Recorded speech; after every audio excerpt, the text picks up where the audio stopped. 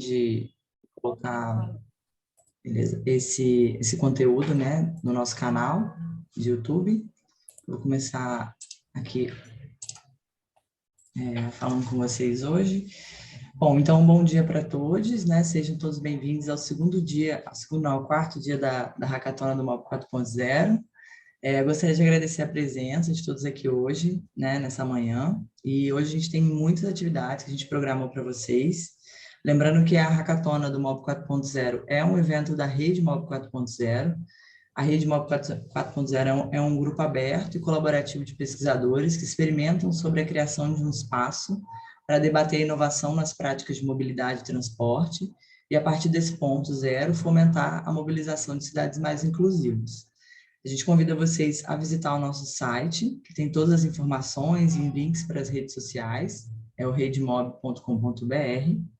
E fica a dica também para vocês curtirem a gente no Instagram, a gente sempre repassa tudo por lá. As nossas divulgações são feitas bastante pela rede social do Instagram também, além de todas as outras redes que você encontra no site. Bom, vamos lá. Hoje é dia da gente acrescentar mais informações de tecnologia no projeto de vocês, mais informações sobre tecnologia LoRa, sobre dispositivos. E hoje a programação é dedicada ao tema. Eu vou repassar na agenda o que a gente tem para hoje. São 4 atividades no total. A palestra sobre tecnologia LoRa, com Gustavo Nascimento, que vai falar aqui na sequência, é responsável né, pela Phygital, que é uma empresa especializada em soluções de internet das coisas, para os principais setores, né, indústria 4.0, agroindústria, smart cities e saúde 4.0. A gente tem um intervalo, né, para o almoço, entre meio-dia e 2 horas, então às 2 horas a gente retorna com o Leonardo Guedes e o Felipe Pegado. Vamos falar também sobre dispositivos inteligentes e coleta de dados, eles também são da Phygital. Depois disso, né, às 3 horas, de 3 às 5, como eu falei com vocês, nós temos a mentoria de tecnologia, e aí tanto o Gustavo quanto o Leonardo e o Felipe estarão com a gente agora à tarde, né, para falar com vocês sobre essas demandas de tecnologia, sobre essa mentoria de tecnologia relacionada ao projeto, beleza? O mesmo pessoal que vai ministrar as palestras vai estar disponível para atender vocês. Então, né, se tiver alguma dúvida já com relação ao conteúdo, né, das palestras, algo que vocês já entendam que pode ser integrado, né, ao projeto, a hora é essa, né? À tarde a gente vai ter esse espaço das mentorias. Só um lembrete, pessoal, a mentoria ela vai ser realizada na plataforma do Google Meets. Então, os links vão ser enviados nos grupos de vocês, a gente vai migrar de plataforma, tá? A gente sai do Zoom e faz pelo Google Meets, tá? Só para vocês ficarem ligados nessa questão da mudança.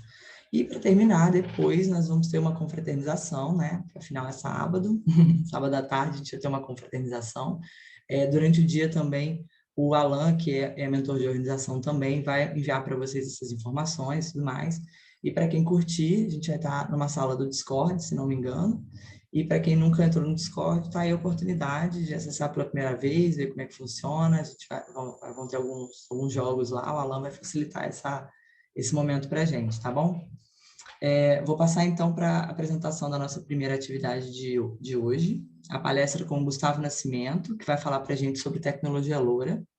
Bom, o Gustavo Nascimento é engenheiro eletricista pela UVA, participou, Veiga de Almeida, né? Participou de grandes projetos como a RNEST, a FPSO, replicantes da Petrobras, e a FPSO BWO. Ele é sócio responsável pela área de operações da Phygital. Gustavo, eu te passo a palavra. Primeiro, eu queria agradecer muito sua presença com a gente essa manhã. Te passo a palavra e fique à vontade. Obrigado. Obrigado, Alice. Bom dia a todos. Obrigado aí pelo espaço e um prazer, uma honra estar aqui com vocês, né, nesse engajamento todo, né, em prol da mobilidade. Então, a Rede MOB 4.0 é um projeto que a gente tem apoiado desde o nascimento e, enfim, estamos aqui hoje justamente para contribuir um pouco mais, aí, como a Alice falou, em aspectos técnicos, tecnológicos, também mercadológicos, né? E como a gente está falando de um sábado de manhã, trazer algumas curiosidades, né? Então, vai ter um momento aqui de umas 2 interações que eu quero trazer para vocês também. Então, eu quero tornar aqui a dinâmica muito aberta. Podem escrever aqui no chat do Zoom.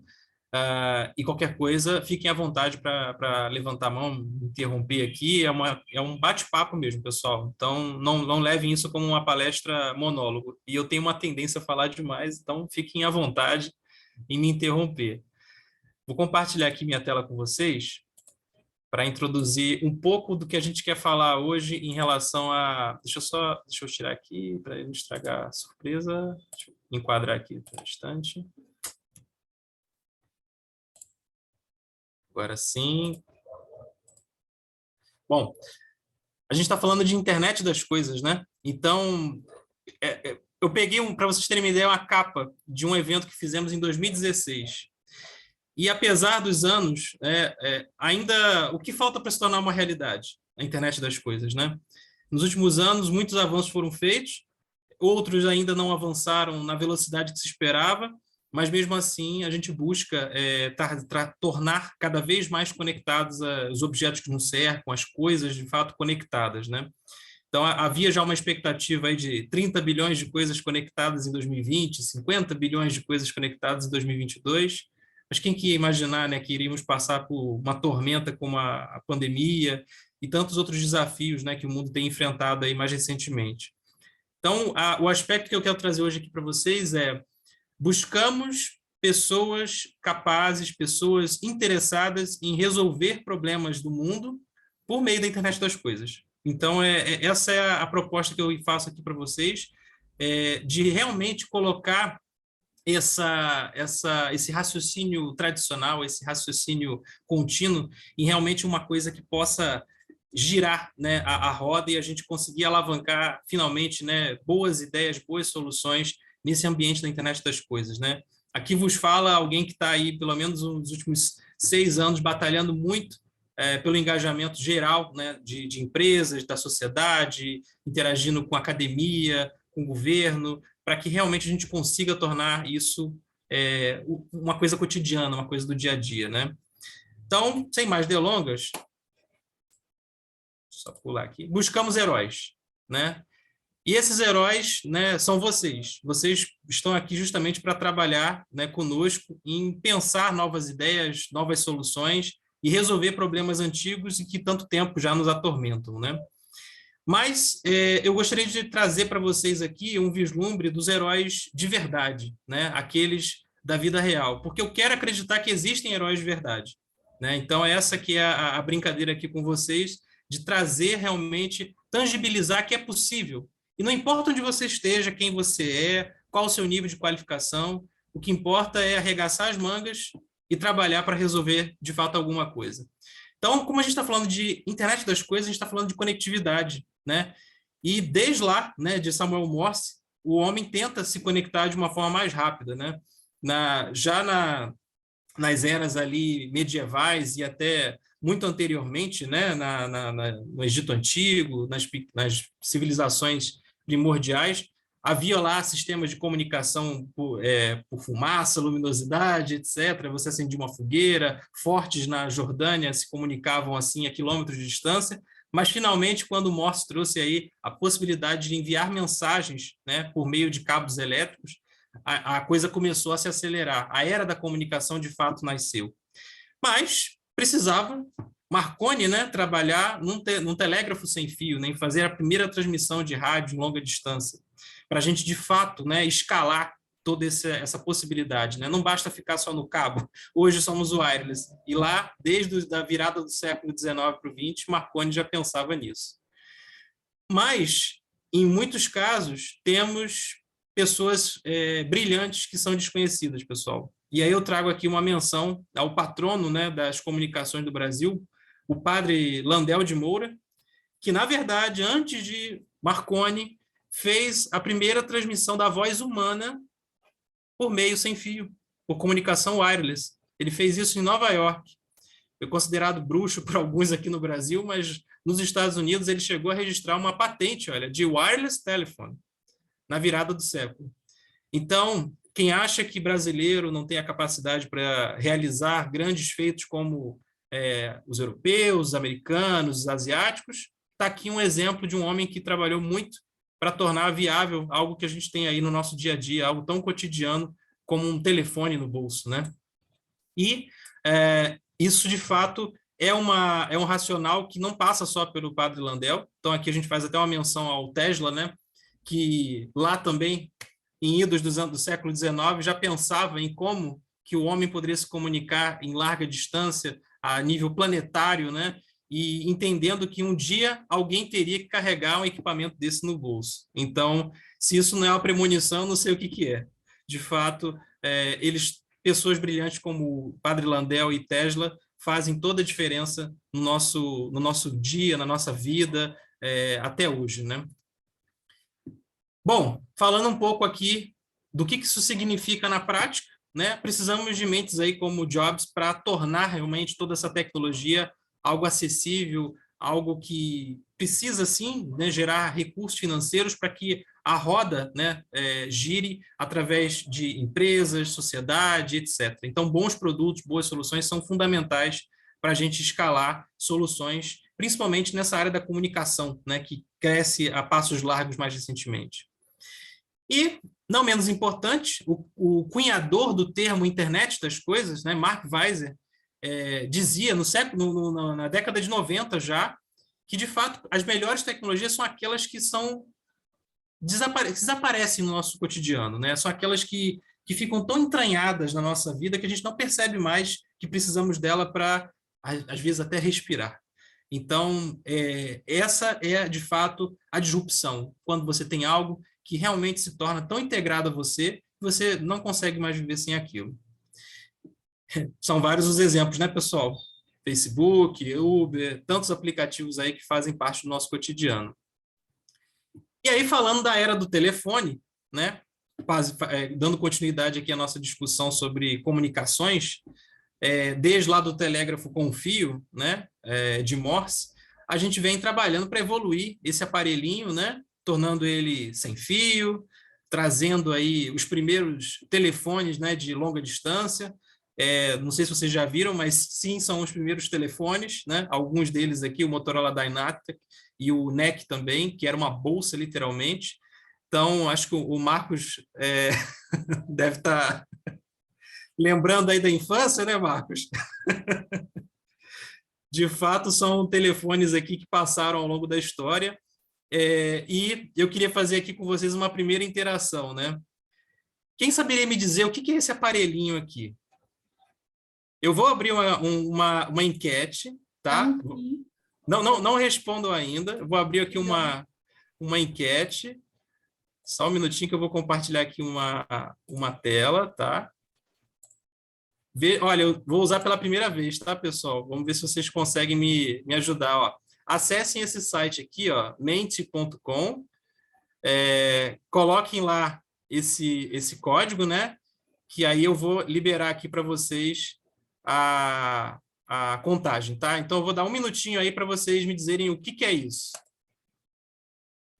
Veja se vocês conseguem acessar. Liberado aqui, um minutinho.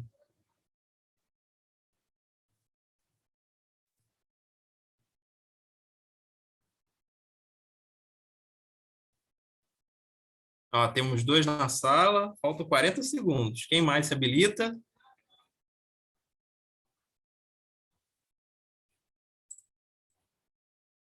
Isso.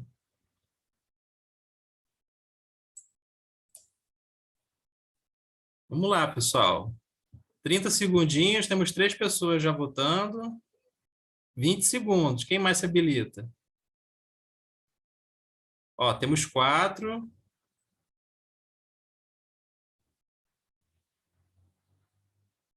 Mais alguém? 15 segundos. 10, 12. Temos 5 já. Legal. 6. Ih, tá acabando. Votação encerrada. Vamos verificar aqui qual foi a opinião da maioria. Vamos lá. Voting close. Então, vamos avançar aqui para ver os resultados. Peraí. Fala para pressionar o H, né, mestre? Aí, ó, tem um aviso. Ah, exatamente. Press 8. Tava tapando aqui minha tela. Espera aí. Olha lá. Pager, bip, bip. Bom, bip, bip dá no mesmo aqui, tá legal. Pois é, pessoal.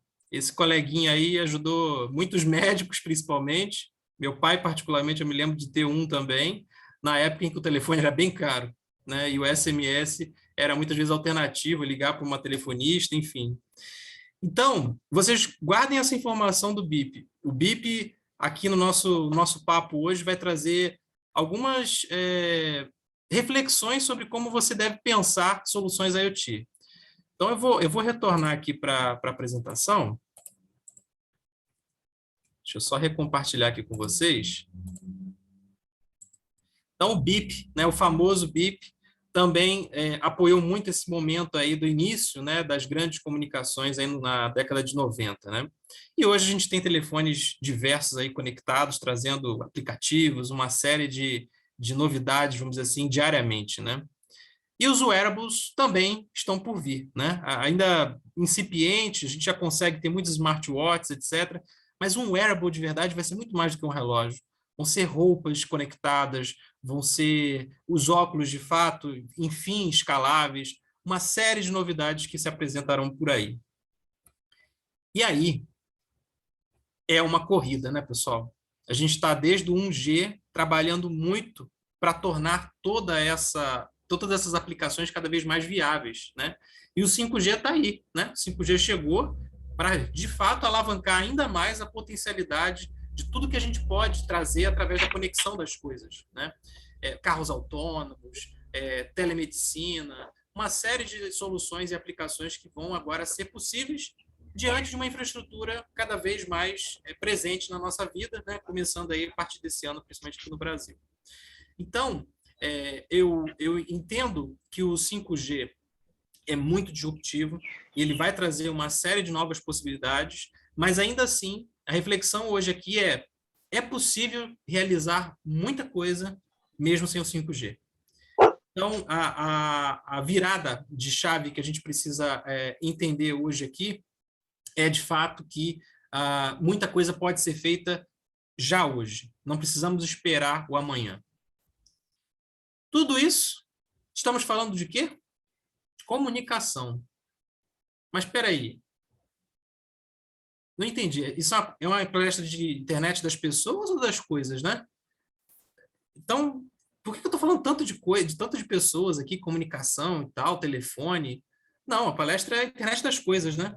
Pois bem, então, guardem isso que eu falei. O 5G é muito bom para nós, mas ainda não é tão interessante assim, vamos dizer. Eu posso dizer que não é questão de ser interessante. Não é tão essencial para que as coisas comecem a ser conectadas. Tudo trata-se de M2M, comunicação máquina a máquina, né? Então, é isso que a gente vai falar bastante hoje aqui, né? A comunicação das coisas e não necessariamente das pessoas. E aí eu queria trazer uma reflexão para vocês de tecnologias que estão já no nosso cotidiano, como o Weiser lá comentou, muito entranhadas à nossa vida há muito tempo, e que buscaram tornar as coisas inteligentes no primeiro momento e conectadas no segundo momento. Então, meio que aquela história ali das comunicações vai se misturar um pouco com o que a gente vai falar daqui para frente, né? Porque não só a comunicação ajudou realmente ao homem enviar e receber mensagens, mas também a coletar dados no campo, ou seja, dados em longas distâncias. Bom, falando aqui um pouco do que traz inteligência para as coisas, para os objetos, bom, a gente começa ali no código de barras, né? O código de barras nasceu de um desafio, né, de empresas supermercadistas nos Estados Unidos que buscavam uma forma mais eficiente de contabilizar os seus produtos na hora do pagamento. Então, desde 1974, o código de barras existe com essa função aí tão importante que hoje já abrange até pagamentos, logística, uma série de questões, justamente por trazer ali uma informação de uma maneira digital, eu diria, para objetos, né, para coisas. Mas não parou por aí, né? A gente avançou para tecnologias RFID, NFC, O NFC, basicamente, os nossos cartões, né, de acesso a prédios, a bilhetagem eletrônica, o RFID, aquelas etiquetas que nós temos nas roupas. Então, isso tudo permitiu um processo adicional ao código de barras, né, de agregar ainda mais informações, ainda mais conteúdo dentro de uma etiqueta como essa. Você pode guardar dados muito mais complexos nesses sistemas RFID ou NFC. Então, dados maiores, né, até na ordem de kilobytes você pode armazenar ali dentro. Então, por dentro de um cartão e de uma etiqueta NFC, basicamente você tem uma antena e um pequeno chip que não tem bateria, mas que é estimulado por uma antena do leitor lá, no caso, onde você, por exemplo, aproxima o seu cartão para fazer um pagamento, ou a catraca de um ônibus, de um prédio para acessar, ou o equipamento lá do Rio Card para que você possa acessar e pagar a sua passagem de ônibus. Então, basicamente, é uma antena com um chip integrado que armazena ali as informações e quando ele está na presença desse campo magnético ali do leitor, você consegue, de fato, tirar ali as informações do cartão, ler essas informações. Ainda nesse quesito, né, de tornar objetos mais inteligentes, uma evolução também no nosso cotidiano, né, pós-código de barras, foi mesmo trazer dados ainda mais complexos do que a série de números de um código de barra, para que a gente consiga até mesmo acessar, por exemplo, uma página web, né, acessar uma página na internet. Então, hoje a gente já tem o QR Code amplamente utilizado para downloads de apps, para cupons, para você acessar sites, fazer check-in no avião, enfim. Mas não parou por aí, né? Nós também tivemos a adoção de um equipamento, né, criado aí originalmente pela Apple, né, esse conceito de beacon, né, onde um dispositivo Bluetooth poderia estimular um aplicativo no smartphone das pessoas para dizer, por exemplo, que você está próximo de uma loja, enviar uma notificação, por exemplo, de um cupom de desconto de uma loja próxima, no shopping, ou até mesmo te ajudar a geolocalizar, vamos dizer assim, itens nas gôndolas e tudo mais. Os beacons nasceram muito focados no marketing e nesse processo, né, de trazer também mais informações do que simplesmente um código gravado num cartão NFC, do que um tag, uma página fixa num QR Code, ou até mesmo um código fixo num código de barras. O beacon traz a possibilidade de dinamicamente você atualizar essas informações. Mas o que o beacon, código de barra, QR Code, todos eles têm em comum? Eles armazenam informações, foram um processo natural de agregar mais informações a coisas conectadas, mas eles não têm essa informação trocada, ou seja, as informações são gravadas e fixas. Se você quiser mudar o site, você tem que imprimir um novo QR Code. Se você quiser alterar a informação de um beacon, você tem que regravar essa informação no beacon. A mesma coisa numa etiqueta NFC ou a reimpressão de um código de barras. Eles são passivos, pessoal. Eles não são, como eu diria, tão inteligentes assim. Mas tem aquele outro lado, né, que eu comentei logo no princípio, das tecnologias que conectaram as coisas. Não só trouxeram essa inteligência, né, natural, mas também conectaram as coisas. Então, já em 97, né, o padrão Wi-Fi, né, surge até por várias iniciativas meio que simultâneas ao longo do mundo, inclusive também de brasileiros aqui, para, de fato, criar uma forma, né, de conexão wireless mais eficiente, mais robusta e segura, principalmente para dispositivos computador, né, dispositivos de comunicação mesmo entre computadores, né. Isso avançou ao longo do tempo, a gente tem hoje impressoras, vários periféricos, e não poderia deixar de dizer do próprio smartphone. O Bluetooth, né, diferentemente do Wi-Fi, ele não é uma rede de longo alcance, né, então o Bluetooth está na categoria da PAN, né, da Personal Area Network, ou seja, é uma rede muito mais restrita, de poucos metros de alcance, enquanto o Wi-Fi você consegue até algumas dezenas de metros, né, não muito mais, mas, consequentemente, você tem uma amplitude maior no Wi-Fi do que Bluetooth. E aí, o Bluetooth está muito focado em ter equipamentos próximos. Assim como um beacon também é dispositivo Bluetooth, um fone de ouvido, um mouse, todos esses equipamentos precisam estar ancorados a algum device que vai exportar esse dado para a internet, para longas distâncias. Então, o ponto aqui chave Bluetooth é muito interessante porém limitado em alcance, né? Muito eficiente em bateria, em consumo de energia, porém ele não tem um largo alcance, ele não tem uma amplitude tão grande.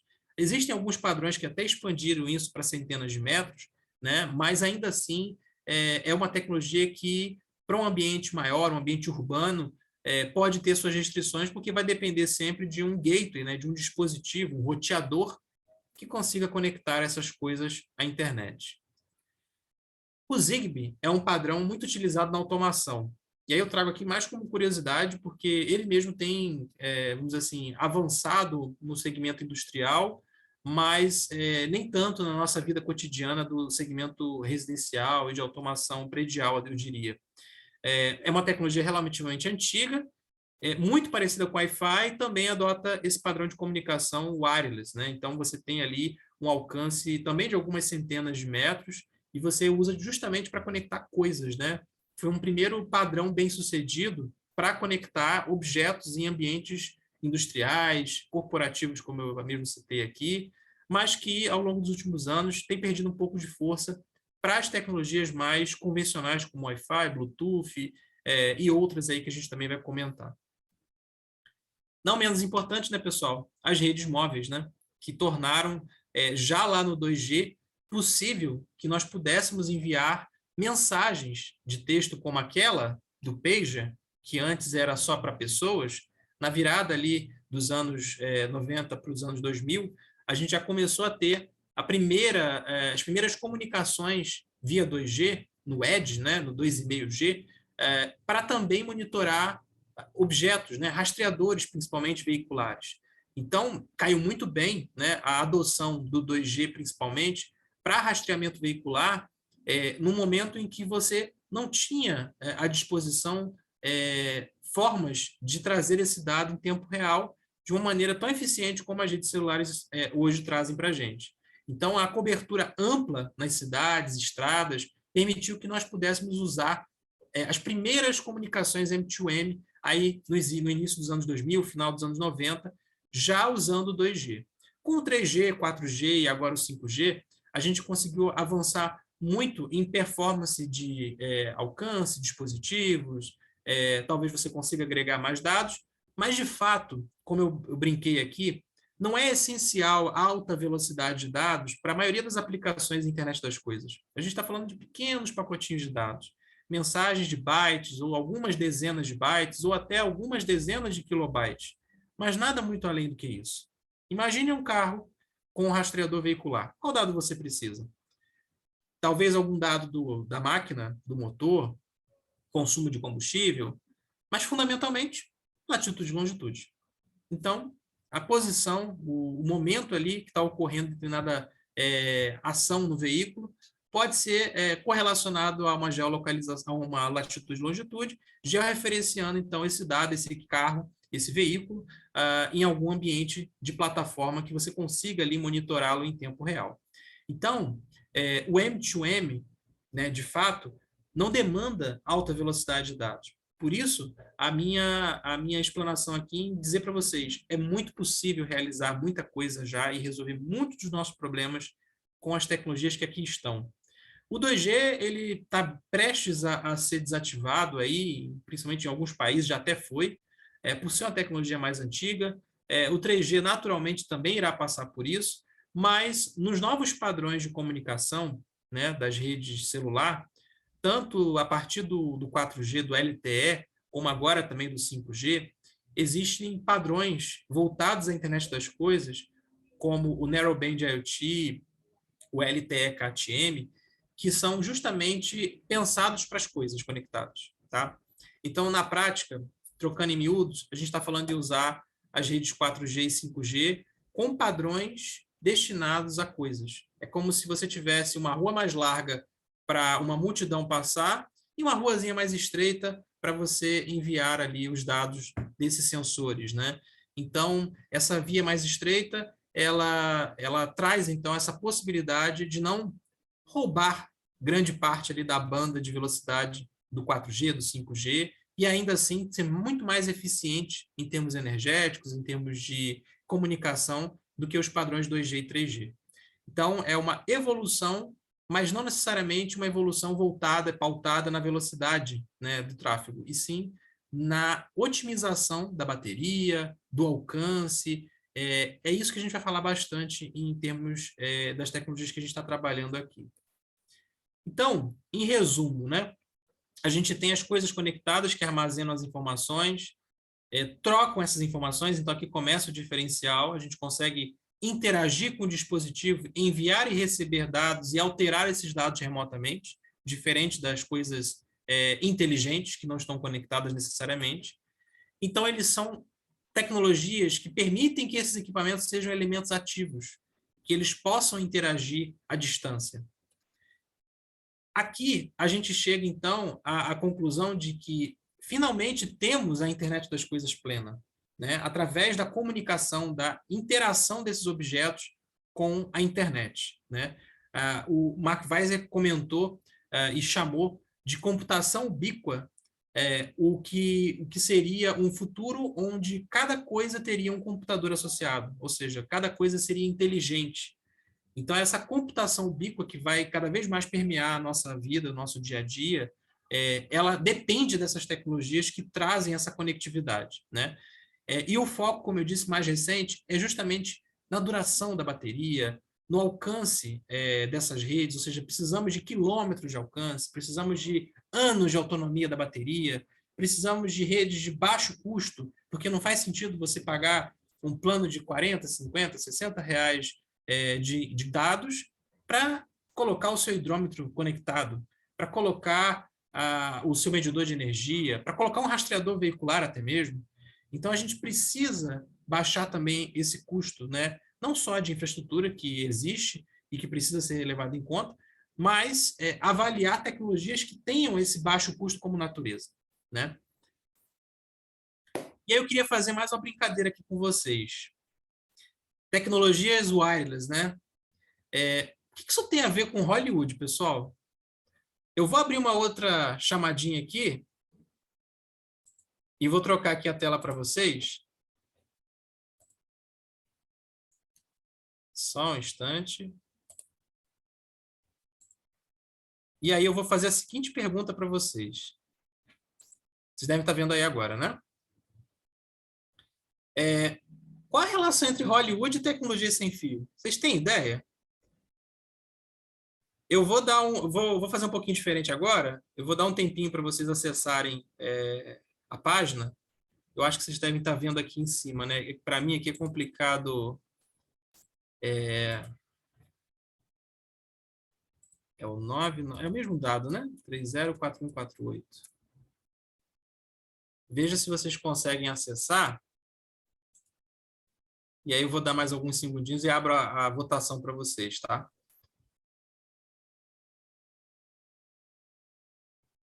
Bom, vou abrir aqui.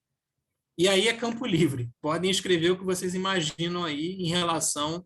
O que que tem a ver Hollywood com tecnologia sem fio? Alguém tem alguma ideia? Eu vou dar uma dica, hein? Eu vou dar uma dica para vocês. Ó, olha a dica. Quem dá mais? Não vou falar quem são, mas se ajudar, essa é a dica.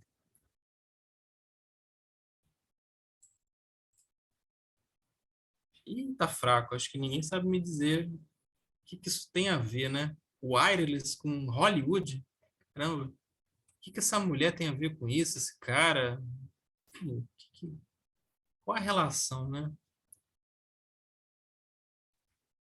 Acho que ninguém teve ideia. Peguei vocês, hein? Bom, nasceram de filmes, olha só. Tecnologias de filmagem. Olha, até aqui teve alguns insights interessantes, hein, pessoal? Nasceram de filmes, tecnologia de filmagem. Bom, vou voltar aqui para a tela. Deixa eu voltar aqui.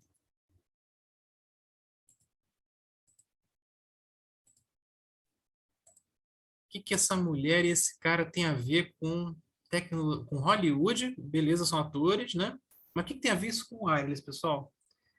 Bom, para quem não sabe, Clark Gable e Ed Lamar. Uma outra curiosidade, eu tenho uma prima que a minha tia colocou o nome dela de Ed Lamar em homenagem a Ed Lamar. Aportuguesou literalmente o nome da minha prima aqui, por conta dessa atriz, né? Foi uma das mulheres mais famosas de Hollywood, né? Nos anos 30, 40, atuou com Clark Gable e foi eleita uma das mulheres mais bonitas do mundo, né? No seu tempo. Só que Ed Lamar não era só um rostinho bonito. Ed Lamar era uma inventora, pessoal. Ela, de fato, nos anos 40, desenvolveu um mecanismo, né, que até hoje é adotado em muitas tecnologias wireless, é o frequency hopping, é o salto em frequência lá, que é a base, vamos dizer assim, fundamental para as tecnologias sem fio. Então, Ed Lamar, atriz de Hollywood, mulher mais bonita do mundo no seu tempo, eleita por muitos aí, na calçada da fama, também era inventora e fez a patente. Só que por muitos anos essa patente não foi utilizada e só nos anos 60, já quando virou domínio público, é que o exército americano começou os primeiros trabalhos em comunicações usando essa estratégia de salto frequência, frequency hopping, etc. e tal. Então eu diria para vocês que Ed Lamar é a avó do Wi-Fi, ou a mãe do Wi-Fi, como queiram, mas não é só um rostinho bonito, ela também era uma inventora. Então, só uma brincadeira aqui com vocês, uma curiosidade aí sobre isso. E aí, o que Ed Lamar pôde nos trazer de base, né, para chegar a esse momento, né? Quando você tem comunicações sem fio, você tem que modular, né, esses dados. Você precisa empacotar eles de uma forma que você consiga garantir que eles sejam recebidos e interpretados sem erro lá do outro lado, né? A centenas de quilômetros, a dezenas de quilômetros, enfim. Então, todo esse trabalho, né, de modulação que você implementa, ele tem uma camada física, que é a camada do rádio, que foi uma das principais contribuições aí de Ed Lamar, mas também contribui na camada do primeiro nível de software, por assim dizer, né, na camada do protocolo de comunicação, né? E quando a gente fala de redes de alta capacidade de transmissão de dados, de alta velocidade, como o 2G, 3G, 4G, 5G, etc., o Wi-Fi, são redes que trazem essa alta taxa de transmissão de dados, você consegue mandar muita informação a longas distâncias, então é um sonho de consumo, né? Mas o gasto energético é maior, né? Então, trocando em miúdos, a bateria dura menos. Então, quando você tem rede celular e Wi-Fi, o trade-off para ter mais velocidade e enviar mais informações, você vai ter menos eficiência energética, uma bateria que dura menos, né? E, no caso das redes celulares, a gente tem uma amplitude gigantesca comparativamente ao Wi-Fi, e aí a gente está falando de uma rede WAN, Wide Area Network, não uma rede local, Wireless Local Area Network, como Wi-Fi. E aí, quando a gente observa esse gráfico aqui e valida aquilo que eu já falei com vocês, né? Você tem o RFID e o NFC aqui embaixo, né? Que são apenas dados gravados em uma velocidade baixíssima ali, porque não precisa ser, é por contato, né? O Bluetooth é um pouquinho mais rápido, mas também limitado em alcance, as redes PAN. Vocês percebem que, de fato, aqui nessa área em vermelho, há um gap dessas redes de longo alcance de transmissão de dados, mas que não precisam necessariamente ter uma alta taxa de transmissão de dados, ou seja, um longo alcance, mas uma baixa transmissão. Não havia players trabalhando por isso, porque, de fato, a internet das coisas não era tão legal assim para ser investida, né, pessoal? É muito mais rentável, historicamente foi muito mais rentável conectar as pessoas primeiro. E faz todo sentido, né? Trazer aplicações que nós, humanos, utilizaríamos. Então, observando esse gap, esse espaço em branco, a gente, na verdade, está falando das LP1s, das Low Power Wide Area Network. São redes de baixo consumo de dados, a longuíssimo alcance, né? E você tem ali esse alcance, né? Essa comunicação associada também a uma alta eficiência energética. Então, vamos dizer assim, prato cheio, né? É perfeito para a adoção de tecnologias wireless voltadas à internet das coisas, né? Então, você conectar objetos com LP-WANs é muito interessante, porque esses objetos podem ser tão simples a ponto de não terem energia, não terem uma tomada, então dependerem muito de bateria. Por outro lado, você pode não ter naquele espaço onde você quer instalar uma antena próxima, então você precisa de longuíssimo alcance, por exemplo, um semáforo conectado numa cidade, um medidor, por exemplo, do crescimento de uma árvore, né? Existem sensores que você envolve o tronco da árvore, ele vai dilatando um cabo para que você consiga identificar, então, o tamanho, né, do tronco da árvore ao longo do tempo. Como é que você vai colocar uma tomada nesses lugares? As redes LP-WAN trazem, então, esse benefício, né, do longo alcance, baixo consumo de energia e abrindo mão dessa alta taxa de transmissão de dados, porque quando a gente está falando de IoT, a gente está falando de um dado por dia, um dado por hora. Para que eu preciso... eu não vou ver vídeo no Netflix em alta velocidade, né? Não é feito para isso. É realmente para conectar as coisas. E aí, nesse contexto, pessoal, o que, particularmente agora, falando um pouco aqui do que eu, minha equipe, nós temos feito aqui na Phygital, é de congregar tecnologias tradicionais como Wi-Fi, Bluetooth e tecnologias de longo alcance como LoRa, né, voltadas a essa classe das LP-WANs, para realmente facilitar a adoção da internet das coisas.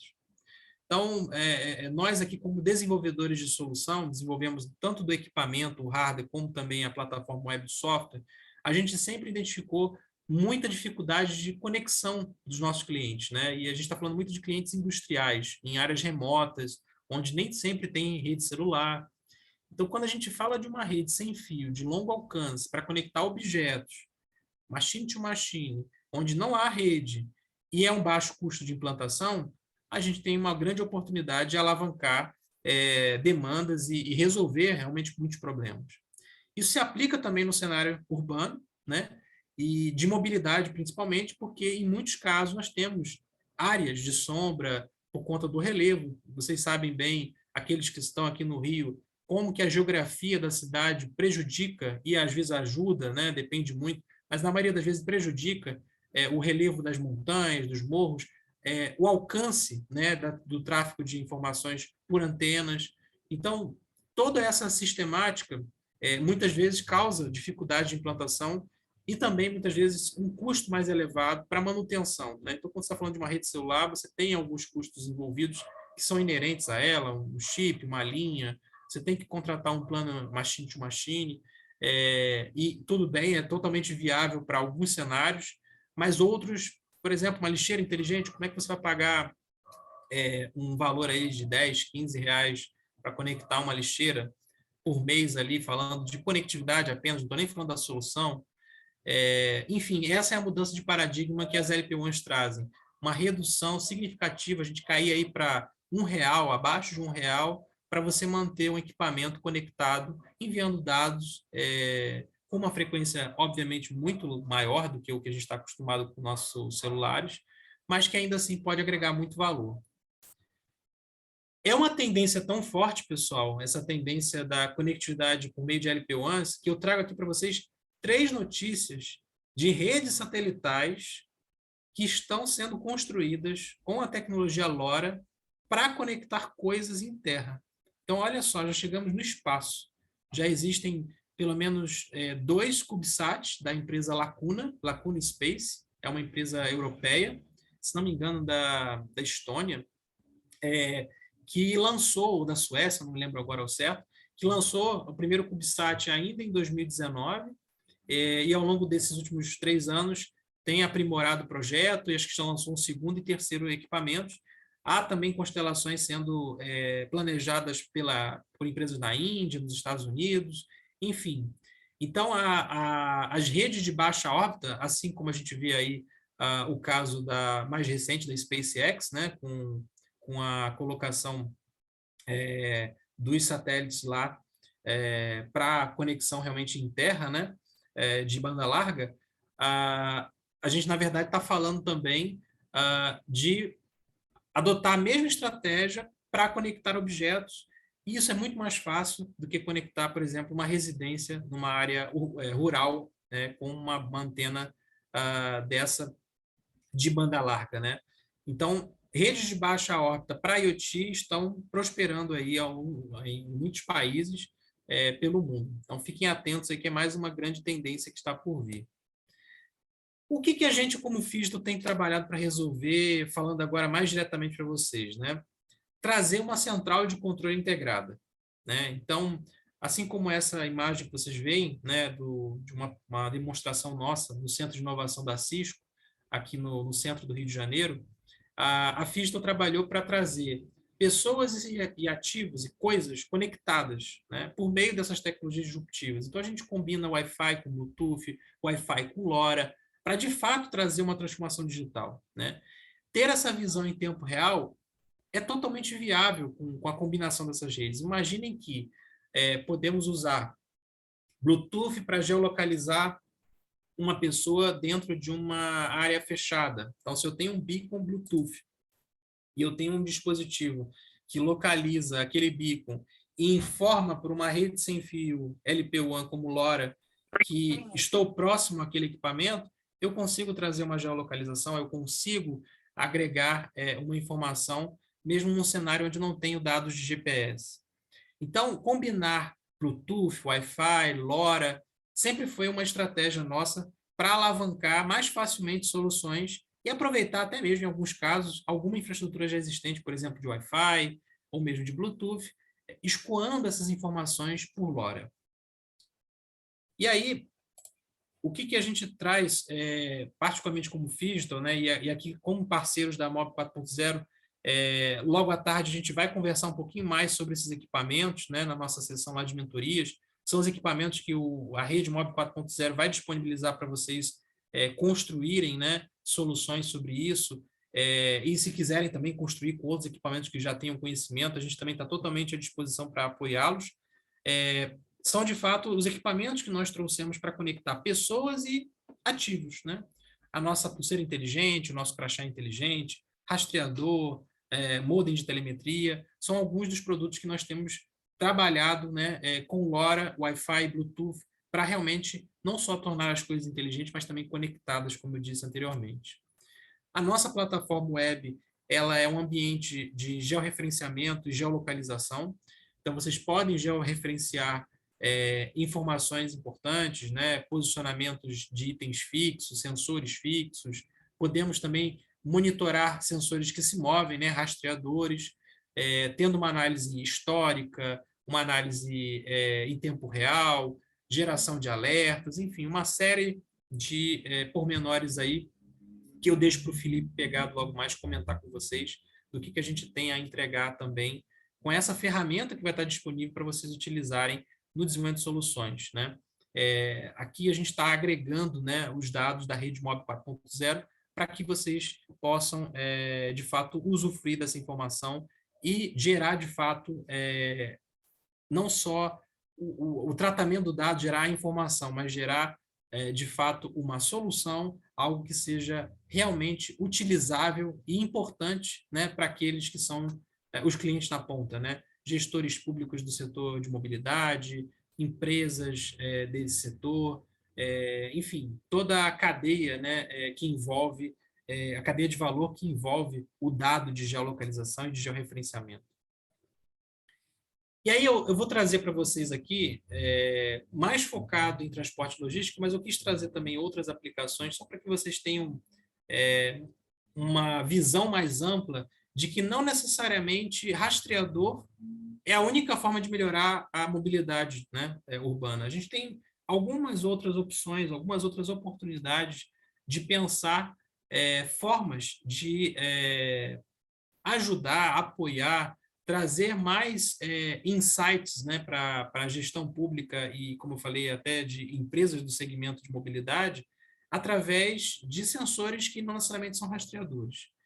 Eu não vou entrar muito no detalhe para poder não preterir, né, as ideias de vocês, mas aqui eu trago um caráter mais informativo, mais genérico, e a gente pode trocar uma ideia aqui na sequência para avançar também com algum brainstorm aí que vocês queiram fazer em relação a possibilidades, né, até de combinação de ideias. Então, basicamente, aqui a gente separa transporte, logística, segurança e urbanismo, vida e bem-estar em 3 grandes tópicos.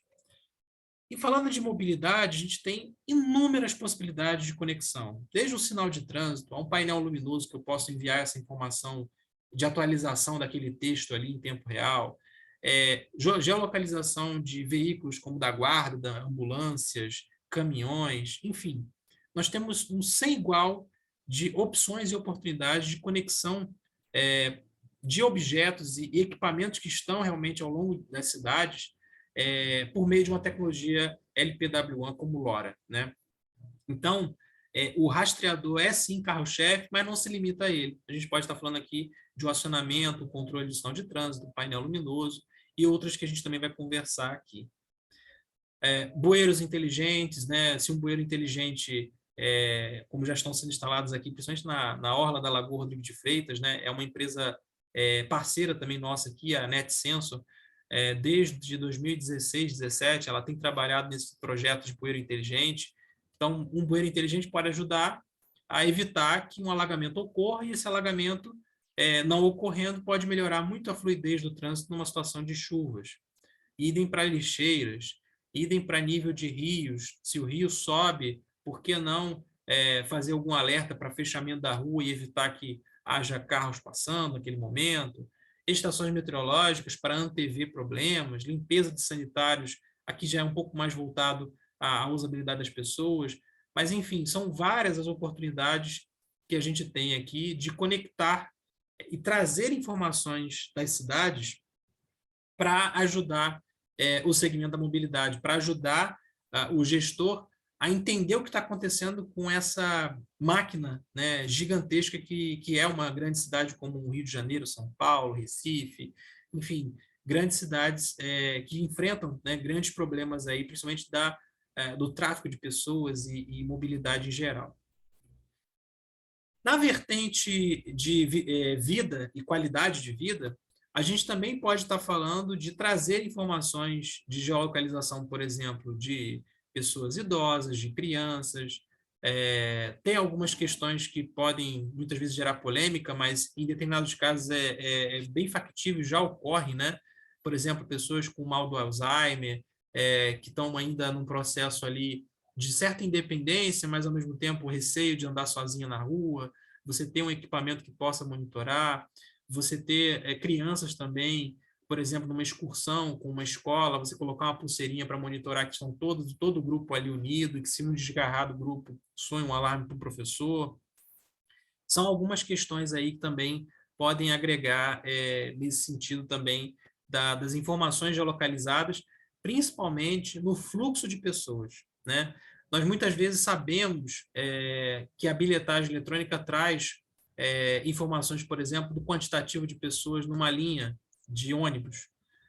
Mas onde essas pessoas entraram? Quantas entraram no ponto A, B, C ou D? Elas são daquela região, não são? Então, imaginem estudos, né, que também avaliem a mobilidade das pessoas. E aí aqui eu estou citando os wearables, né, porque estão próximos a essa realidade da internet das coisas, mas temos também aplicativos de celular, temos outras formas de coletar essas informações. Então, aqui a proposição é ideias, né, que podem ajudar nesse sentido, né, a formular propostas aí por vocês. Bom, o que é necessário para fazer isso tudo acontecer? Né? O que vai estar à disposição, vamos dizer assim, dado pela Rede Mob 4.0, para aqueles que trabalharem aí em soluções que venham a ser realmente apoiadas, a serem desenvolvidas de fato em campo, né? A gente vai estar falando de dispositivos numa arquitetura IoT, né? Dispositivos coletores de dados, e aqui não é só rastreador, como eu falei, é qualquer coisa que vocês imaginem. É óbvio que trazer o dado de localização pode ser bacana para você georreferenciar alguns outros dados. O Gateway LoRa, né, ou seja, a conectividade LoRa, ela já é de larga escala nas principais capitais do Brasil. Pelo menos duas redes LoRa já existem, né? Uma com caráter mais open source e outra com caráter empresarial, mas todas elas, as duas juntas, podem ser muito complementares a trazer essa amplitude. E nós aqui, como Visto, também estamos apoiando o projeto em expandir em áreas que não exista conexão com equipamentos gateway, que a gente possa também trazer para vocês a oportunidade de conectividade onde não há, né? Então, levar LoRa para onde não há. O LoRa Server é um software que gerencia esses equipamentos, esses gateways, esses produtores ali da rede sem fio, geradores da conectividade. Então, esse servidor é um servidor que congrega todos os gateways e consegue gerenciar esses equipamentos. É o equivalente à gestão, por exemplo, de uma central de controle de uma operadora de celular, né? Um equipamento, é um software que gerencia esses equipamentos e garante o SLA, ou seja, a disponibilidade da infraestrutura de conectividade para os usuários, né? Saindo do servidor, nós temos o dado, então, que é transitado por LoRa de maneira criptografada. Então, LoRa tem seu protocolo chamado LoRaWAN, uma criptografia AES de 128 bits, que permite, então, que qualquer dado esteja embaralhado e, por mais que seja capturado por um outro gateway, por um outro servidor LoRaWAN, se você não tiver as chaves, ou seja, não tiver as senhas, você não vai conseguir abrir aquele pacote, você não vai conseguir ler aquele pacote de dados. Então, a informação não vai significar absolutamente nada.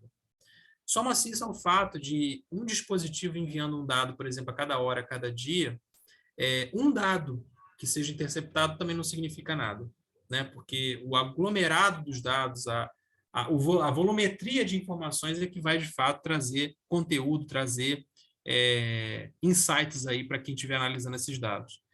Então, eu diria que LoRa e o protocolo LoRaWAN são, em conjunto, uma tecnologia muito robusta no envio de informações de maneira segura, né? Ela usa o que há de melhor nas tecnologias mais recentes, né, de comunicação sem fio, a ponto até mesmo de LoRa, por conta lá da Ed Lamar ter pensado essa ideia de saltos em frequências, ou seja, você nunca está falando a mesma língua, você está falando diferentes línguas alternadamente, você consegue permitir que até mesmo essa tecnologia seja uma tecnologia anti-jamming. O que isso significa? Aquele bloqueador de sinal que se usa, por exemplo, em prisões, mas muitas vezes é utilizado por bandidos na abordagem, por exemplo, de roubo à carga, ele embaralha o sinal do celular e você perde muitas vezes a comunicação com o rastreador veicular tradicional. Em LoRa isso não acontece. Por conta das propriedades da tecnologia LoRa se assemelhar a um ruído, ela ser tão invisível, vamos dizer assim, nessa comunicação, que ela consegue, de fato, ainda assim, mesmo com um bloqueador de sinal gerando um monte de ruído, perturbações, enviar uma informação. Eu costumo dizer que LoRa é aquele feirante que está vendendo lá o seu mamão, a sua laranja, em que você não consegue, às vezes, falar com uma pessoa do lado, mas você consegue ouvir aquele feirante ali fazendo a propaganda do produto dele. Por quê? Porque você consegue atravessar o ruído e enviar a sua comunicação. Então, você dá um grito e a informação alcança grande distância, né? Essa trocando assim, em miúdos, a principal característica do LoRa, né? Você consegue enviar uma mensagem simples, objetiva, praticamente como se fosse um ruído, porém um ruído muito elevado num curto espaço de tempo. E aí você consegue atravessar até mesmo um ambiente tão ruidoso quanto uma feira, tão ruidoso quanto até mesmo um bloqueador de sinal usado para o mal por bandidos que podem, assim, de fato, se enrolar, porque a informação vai ser entregue na central de controle e aí todo o fluxo ali policial poderia ser executado. Então, tem uma característica de segurança muito forte em LoRa e no protocolo LoRaWAN. Protocolo esse que é um protocolo aberto. Ele foi desenvolvido com várias empresas em combinação, e não é um protocolo de uma única empresa, né? Então, ele é uma associação, a LoRa Alliance é uma associação de empresas que desenvolvem e aprimoram esse protocolo. Isso trouxe um diferencial para a tecnologia LoRa, no sentido dela ser muito horizontal, ou seja, permitir que vários players na cadeia de valor das tecnologias wireless surjam. A inventora do LoRa, né, uma empresa americana chamada Semtech, ela só tem a patente do chipzinho que está lá na placa. Todo o restante, todos os equipamentos, produtos, tudo isso é aberto. Até mesmo o protocolo LoRaWAN de comunicação. Chegando aqui ao final, né, temos a partir então desse dado aberto, esse dado já decodificado, a possibilidade de enviar por uma API essa informação. E essa API vai entregar numa solução esse dado, que vai ser trabalhado e vai gerar algum resultado. Uma das aplicações que estarão disponíveis é a plataforma da Phygital, para que vocês possam exibir esses dados e, caso queiram, desenvolver algumas regras de negócio, alguns alarmes, que podem também ser exportados por API para aplicações e dashboards externos. Então, a nossa estratégia, né, aqui na promoção da rede MOP 4.0 é apoiá-los nessa camada, tanto do dispositivo quanto da plataforma, e até mesmo a conectividade, para que vocês tenham as ferramentas, as armas, para, de fato, construir soluções interessantes nesse segmento da mobilidade. Então, são várias as possibilidades, né? A gente está falando de infraestrutura de rede sem fio, tem um Gateway LoRa, aqui está uma representação de uma VSAT, que é uma comunicação via satélite, mas pode ser um chip de celular escoando os dados do LoRa, do Gateway LoRa, o Network Server LoRa que eu comentei com vocês, que é uma camada de software, a plataforma Phygital, são todas essas caixinhas juntas e misturadas que conseguem pegar um dado na ponta, em um equipamento, em uma pessoa, e entregar na outra através de um software que exiba essas informações. E aí, pessoal, partindo aqui para o final, nós da Phygital, com a equipe do MOP 4.0, já começamos um trabalho de avaliar, né, algumas possibilidades, alguns casos de uso que a gente está querendo aqui meio que censurar vocês, né? Imagine a possibilidade de georreferenciar buracos através de um rastreador. Pois é viável, é possível. Através de uma análise embarcada, né, de movimento, você pode definir graduações de um buraco mais fundo, um buraco mais raso, uma pista ondulada, uma pista fresada, que está sendo recapeada. Cada característica dessa do asfalto pode significar uma análise e interpretação de movimento distinta. Tendo um acelerômetro, um giroscópio embarcado no rastreador, você consegue analisar esses dados dentro do equipamento, porque lembrem, né? LoRa não tem capacidade de enviar muitos dados. E muitas vezes, para analisar um buraco, você precisa analisar um intervalo de tempo, uma sequência de muitos dados, por exemplo, até alguns kilobytes de dados, para chegar a um racional, a um raciocínio. Então, a ideia aqui é análise embarcada no dispositivo, ou seja, uma interpretação desse movimento embarcada, um software analisando esse movimento dentro do dispositivo, enviando apenas um alerta por LoRa. 1, buraco fundo. 2, buraco raso. 3, ondulação na pista. É isso que vai ser enviado por LoRa. Do outro lado da aplicação, você pega esse 1, 2, 3 e decodifica para o que significa, de fato, essa informação. Coleta de dados automática, por exemplo, de temperatura, por que não coletar dados de temperatura de um veículo? Avaliar o comportamento, né, da condução de um motorista também é totalmente viável. Se você tem um acelerômetro, um giroscópio, que informações você pode coletar da condução do veículo? Uma aceleração brusca, uma frenagem brusca, pontos onde sempre isso ocorre, ou seja, georreferenciar os momentos em que isso ocorre, os horários em que isso ocorre, em última hipótese, até mesmo quem são os motoristas que mais estão causando essa frenagem brusca. São algumas das ideias que nós estamos aqui analisando, interagindo, para trazer através da Mob 4.0, os dados que eles possam analisar em conjunto com vocês para chegar realmente a uma solução, né? A ideia aqui é como podemos aproveitar dados brutos, como esses que eu citei, do acelerômetro, do giroscópio, da localização, para gerar não só uma informação de que é buraco raso, buraco fundo, buraco pista ondulada. Isso não importa. O que importa é, se eu tenho 10 buracos fundos, significa que a rua precisa ser recapeada. Qual é o procedimento? Qual é a ação? Quem que eu tenho que avisar que tem que ser feito isso? Para quem eu vou enviar esse alerta? Qual é o relatório que eu quero produzir para o gestor público, para uma empresa que está sofrendo eventualmente com um desgaste de peça, porque estão exagerando na frenagem? É um problema do motorista, é um problema do veículo, é um problema da rua? É aí que mora a história toda, né?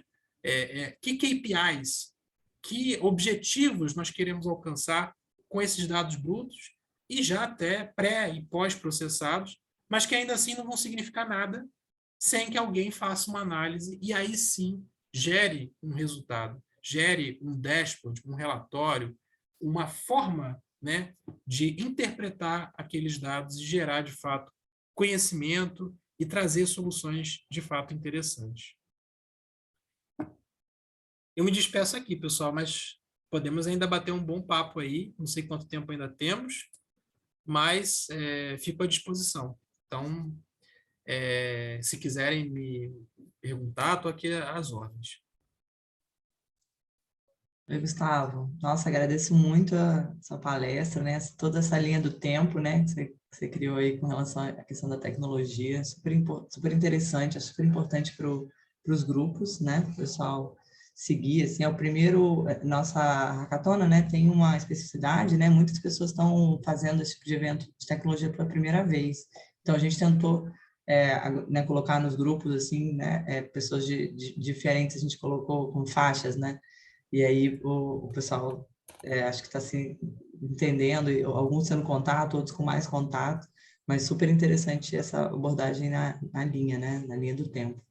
A gente tem aqui, sim, algumas perguntas, queria te passar. A Bárbara, ela fez uma pergunta sobre, né, o AR e o VR. É considerado um sistema IoT? Ela fez essa primeira pergunta aqui. Sem dúvida, porque quando a gente está falando de realidade aumentada ou até mesmo virtual, você tem uma comunicação em tempo real com a internet para, de fato, interpretar alguma coisa do mundo físico, né? Então, o nome da nossa empresa, pessoal, é muito relacionado a isso, é o Phygital, né? Quando você está no mundo real e você está compartilhando ali experiências com o mundo físico através do digital, você tem uma experiência Phygital, né? Então, na essência, um AR, um VR, sim, pode ser considerado IoT, até porque os óculos, né, AR e VR, estão aí finalmente, né, prosperando tecnologicamente e vão ajudar muito a você ter uma visão, uma interpretação mais clara, né, do que você tem ali ao redor. Então, por exemplo, eu viajei à China, a Taiwan, não sabia ler, obviamente, lá os ideogramas, mas a realidade aumentada do Google Tradutor me ajudava a fazer uma leitura ali do texto. Então, tudo isso de fato, dentro desse novo ecossistema da Web3, da conexão, da nova internet, vamos dizer assim, dessa terceira grande onda da internet, ou quarta, né, como alguns já chamam. Não sei se eu me fiz claro o suficiente, Bruna. Bárbara, se quiser. Marcos, eu acho pode que eu posso ajudar a complementar essa resposta, né, Gustavo? Do AR/VR. O AR/VR, ele já pega aquele ponto que o Gustavo comentou naquele gráfico, aonde você precisa de muita tecnologia, né? O Gustavo, ele pautou a conversa toda aqui, nossa, e eu acho que fez muito bem, e eu acho que a magia está no simples, não que eu não gosto de realidade aumentada ou realidade virtual, né? São temas interessantíssimos e que têm uma beleza enorme, mas eles já necessitam de redes com uma característica muito distinta, né, Gustavo? A gente está falando aqui na nossa hackathon de IoT, com tecnologias que quaisquer, pode ser LoRa, pode não ser, enfim, isso a gente não tá só focado nisso, mas esse tipo de tecnologia já é um outro patamar, né? Não só de throughput, que a gente chama, que é a quantidade de dados que tem que ser mandado, mas de tempo de resposta, que é a latência. Então, enfim, existem vários trials que estão sendo feitos hoje no Brasil a respeito disso, e todos eles apontam para essa mesma questão, né? Todos. Isso é uníssono, que é necessário uma rede 5G performando, ou um Wi-Fi residual performando num grau de qualidade que ainda assim necessita muitos desafios, né? E está sendo feito, mas tem um esforço aí que não é simples. Só para complementar, então a RVR, né, de fato, né, Gustavo? Não deixa de ser um machine to machine, ou se a gente quiser colocar aí a pessoa no meio dessas máquinas, nesse mundo aí do metaverso, enfim, tem tantas coisas aí para se desdobrar, e que eu vejo um caráter na educação, que é um tema interessante, né? Aqui tem muitos pesquisadores do meio acadêmico, eu acho, não acredito, nesse grupo que está aqui agora, ou pessoas que têm conexão com a academia. E na educação, essa tecnologia pode ser muito útil. É um mundo que ainda nem começou, a gente não sabe no que vai dar. A gente está, na verdade, no ponto que o foguete está sendo lançado, não sabemos aonde ele vai parar, mas eu olho para a educação com muita, né, Gustavo, com muitas possibilidades nesse contexto, dessas realidades aí. Um último ponto aqui, Marcos, os wearables, eles estão justamente nessa interface, né? Do IoT com as pessoas, né? Não dá para chamar um celular necessariamente de IoT, porque ele ainda é uma espécie de computador, um formato diferente, né? Mas você ainda continua usando a mão, você tem ali a tela para tocar, o teclado do computador, o touchpad, o mouse. Quando a gente fala de um wearable, né, vamos dizer assim, mais moderno, a gente está falando de óculos AR, VR, a gente está falando de neuroimplantes que podem estar também enviando dados até mesmo para o seu cérebro, né? A Neuralink aí do Elon Musk está falando sobre isso. A gente tem até, pessoal, estudos, né, onde você consegue reverberar através de alguns smartwatches ou até fones de ouvido, que não necessariamente são fones intra-auriculares, né, como o meu aqui. São fones cocleares, né? Você tem uma vibração externa e você consegue ouvir um som só por uma vibração externa. Então, os wearables estão avançando para trazer novas experiências para a gente, né? O óculos é a que está mais em evidência, mas a gente está falando para essa coisa do metaverso, como o Marco citou, de roupas que você tenha sensores táteis. Então, você imagina você dar um abraço numa pessoa pela internet. Você sentir um cheiro pela internet, acredite ou não, tem gente trabalhando para fazer a internet ter cheiro, pessoal, né? E usando aquele conceito de sinestesia, né? Onde você mistura os seus sentidos, né? Então, há muito o que avançar na internet das coisas pro-wearables, né? Para uso dos humanos, vamos dizer assim. Como o Marcos falou, dependendo da solução, como é o caso do ARVR, é um outro patamar de conectividade, é o 5G, de fato, atuando aí para viabilizar isso tudo. Então, como o Marcos falou, telemedicina, quando a gente fala de realidade aumentada com uma experiência de turismo, ou uma realidade virtual, onde você faz um turismo à distância, são muitas as possibilidades. E na escola, eu não preciso nem dizer como que a escola precisa, né, se reinventar para se tornar mais interessante, mais atrativa para os alunos. Não adianta botar a culpa na criança que não quer aprender, porque não tem saco para assistir a aula. A gente tem que melhorar a qualidade da forma de transmitir a informação, até porque a informação cresce exponencialmente, né? Então, eu fico me perguntando, quando é que uma criança quando é que uma pessoa vai estar aprendendo sobre física de partículas daqui a 100 anos? Será só na faculdade ou será aos 12, 13 anos? Será que vamos ser tão eficiente a ponto de enxugar o conhecimento e torná-lo mais objetivo? A gente vai começar a segmentar. Então, essas experiências digitais com certeza podem atuar muito nessa aceleração do conhecimento aí, como passar o conhecimento, né? Eu acho que tem uma aqui, Alice, da Fernanda Lima, para contagem de pedestres, se tem algo sendo trabalhado. Fernanda, existem algumas oportunidades, sim. Nós, particularmente, não temos uma solução desenvolvida para isso.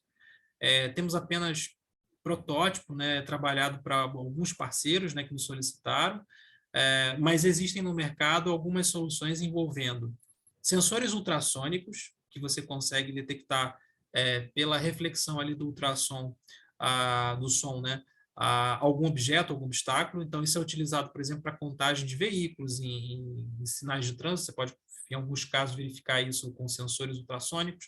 Você também tem sensores contadores por câmera, né, onde você pode contar o número de pessoas ou veículos.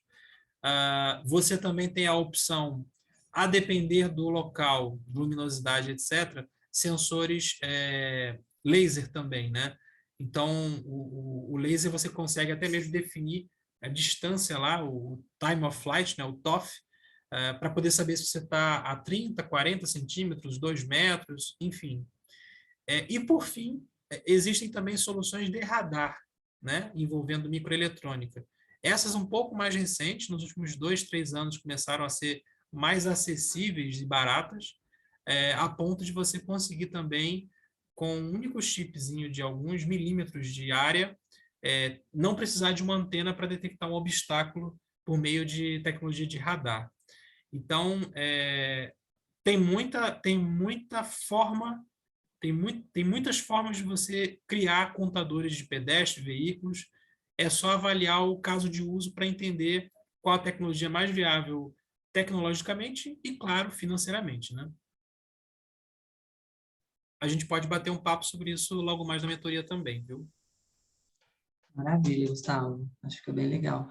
A Adriana chegou a levantar a mão rapidinho. Adriana, se você quiser seguir, eu vi que você baixou, mas fica aí também aberto.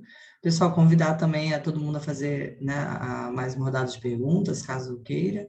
E queria destacar aqui também um link que foi enviado pela Bárbara, falando sobre um documentário, né, sobre mulheres na tecnologia, falando um pouco das mulheres que o Gustavo falou. Achei bem legal também. O link está aqui no chat. E, enfim, abrir aqui para mais perguntas. Não sei se o Marcos quer comentar, finalizar com algo mais. Eu levantei só para complementar o que ele falou. Atualmente eu faço mestrado no Inmetro, né?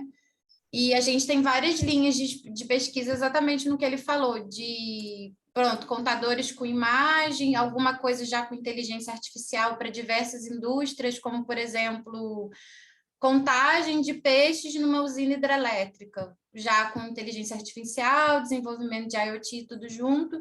Temos também a parte de ultrassom dentro da área de construção civil de concreto, é bem usado, tem um laboratório lá bem consolidado, assim, com várias linhas de pesquisa. E eu, na faculdade, na Federal, em Juiz de Fora, eu trabalhei já com contagem volumétrica, isso em 2006, 2007, já com desenvolvimento de linguagem MATLAB para contagem e identificação dos diversos tipos de veículos, tipo pedestre, ônibus, caminhão. Então, já tem bastante coisa nesse setor, assim, era só para complementar mesmo. E se alguém tiver interessado, assim, mais nessa área, eu posso disponibilizar o contato do pessoal do Inmetro e tal. Maravilha, Adriana. Obrigado. Bacana. Gustavo, pode seguir. Muito obrigado, Adriana. Eu vi também aqui, o pessoal perguntando se o material vai ser disponibilizado. Sim, a gente pode compartilhar, né, nos canais do Hackathon. A Bárbara aqui comentou que também trabalhou em monitoramento de rios, né, Bárbara? A gente está trabalhando também com a NOAH, NOAH, aqui no Rio de Janeiro. É uma startup que surgiu de um Ideation, né, um Ideation Week, com a fábrica de startups. Nós apoiamos. Foi um desafio de águas do Centro de Operações Rio. E nesse desafio, nós tivemos a oportunidade de justamente incentivá-los, né, a utilizar a tecnologia LoRa, etc. E hoje, eles já utilizam sensores aqui ao longo da cidade, pelo menos uns 20 ou 30 instalados em parceria com o Centro de Operações Rio, para monitorar alagamento também nas ruas. Então, são sensores ultrassônicos colocados geralmente em postes de sinais de trânsito, e você tem ali aquele cone, né, para poder definir qual é o nível de água na rua, e avaliar se está sendo formado algum bolsão de água ou se já se foi formado. Tem lugares que a gente já sabe que são crônicos, né? Então, a velocidade em que o bolsão surge é uma informação muitas vezes interessante para melhorar essa velocidade aí na atuação, né? Então, é uma outra informação também que eu queria compartilhar com vocês aí, diante aqui da pergunta da Bárbara. Muito útil em Petrópolis, o Marcos está falando aqui, sem dúvida, né, Marcos? A gente viu aí o que aconteceu, então precisamos muito nos preocupar com isso, né? Alagamentos, enchentes são uma boa temática, pessoal, para avaliarem aí também essas soluções de mobilidade. Isso integrado a monitoramento da movimentação histórica aí dos veículos pode ser bacana para gerar insights também, viu? Beleza, Gustavo. Eu queria comentar uma coisa, Alice. Pois não. Tentando, assim, compartilhar uma ideia que para mim está cada vez mais clara com os demais que vão aí tentar pensar em soluções para a mobilidade, né? Eu trabalho com tecnologia, sei lá, acho que há 25 anos, né? Desde Juiz de Fora, quando estudei também, assim como a Adriana, depois em Campinas. Já trabalhei com satélite, fibra ótica, redes móveis, Wi-Fi, enfim, tudo isso. Isso agora com 5G.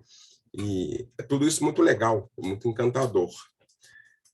Mas o recado que eu queria dar aqui não é que vai no sentido oposto à alta tecnologia. É só que deixar um recado que às vezes as soluções estão nas coisas mais simples possíveis, né? Elas estão em coisas óbvias que nunca foram feitas e que com uma pequena implantação de sistema que aparentemente é muito simples pode resolver um problema que é gigante, né? E que ainda não tem solução e que ainda não foi implantado. E não no campo das ideias isso, né? Porque às vezes a gente tem um monte de ideia, né? Acho que quem mexe com tecnologia olha o mundo de uma maneira diferente, né? A gente sai todo dia de casa e fica tendo um monte de ideia, um monte de insight. Na verdade, a implantação disso e o uso disso por alguém que é o grande ponto, né? Aquela história da diferença da invenção para a inovação, né? A invenção é algo que você faz que não existe, mas ela torna-se inovação quando a gestão pública se apropria e passa a usar e passa a retornar para a sociedade ou para um grupo gigante de pessoas essa potencialidade daquela solução, né? Então, o que eu ia comentar é isso, que talvez a proposta aqui seja fazer algo muito bacana e que às vezes é de uma forma muito simples, só que não foi usado, né? Então, assim, né, Gustavo, acho que passa muito por isso. Às vezes a gente fica pensando em soluções super high-tech, que a gente que mexe com tecnologia há tantos anos, às vezes tem essa tendência, né, de se apaixonar pela solução, uma coisa que o João Bernardino disse na quinta-feira, um dos nossos palestrantes aqui no nosso circuito, talvez possa ter passado desapercebido, mas o que o João comentou de uma beleza imensa, né? E ele foi direto ao ponto. A gente, às vezes, a gente se apaixona pela solução e não pelo problema. E talvez se apaixonar pelo problema seja o principal, né? A gente buscar a solução do problema de uma forma mais simples possível.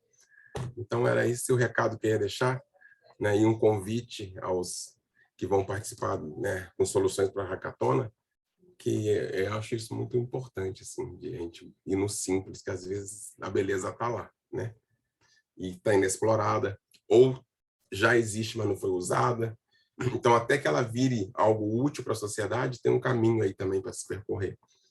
Então, é isso, pessoal. Mãos à obra nas soluções. O Gustavo é competentíssimo, vai poder ajudá-los aí em um monte de coisas bacanas que vocês queiram fazer, viu? E obrigado, Gustavo, pela brilhante apresentação dessa linha do tempo de telecomunicações aí, fantástica. Obrigado, Marcos. Eu peço desculpa àqueles que talvez eu chovi no molhado, por já saberem, mas eu achei importante, né, trazer isso numa visão mais ampla para o público em geral. Fico à disposição aí para o que puder ajudar vocês. Logo mais nos vemos aí na palestra das 14. Eu vou estar acompanhando aqui o Felipe e o Leonardo. E, na sequência, também estou à disposição para a gente bater um papo aí na sessão de mentorias, pessoal. Boa sorte para todo mundo, viu? Obrigado aí pelo espaço, Alice. Eu que agradeço, Gustavo. Obrigada aí pela presença, pela apresentação. Acho muito legal as ideias surgirem. Pessoal, então é isso. A gente encerra agora esse horário da manhã. Bom almoço para todo mundo. A gente retorna aqui às 2 horas. A sala vai abrir um pouquinho antes, então fiquem à vontade. Mas retornamos agora na parte da tarde, tá? Com a palestra de Alice, desculpa interromper. Gustavo pelos ensinamentos e a Alice pelo encaminhamento. Pessoal, só lembrando que a gente vai passar nos grupos agora, daqui a pouquinho, os horários da mentoria de cada grupo, e a gente pede, por favor, para vocês irem confirmando lá quem vai participar e tal, para a gente fazer essa organização da melhor forma. Tá tudo preparadinho já para vocês. Obrigado, viu? Obrigada, Gustavo, Marcos, Alice. Foi super boa a palestra de hoje. Perfeito, Gabi. Isso aí, gente. Dá uma olhadinha nos grupos que a gente já mandou os cronogramas. Obrigada, gente. Até a parte da tarde. Até mais. Nesse mesmo link, tá, gente? Nessa mesma sala. Voltamos para cá. Abraço.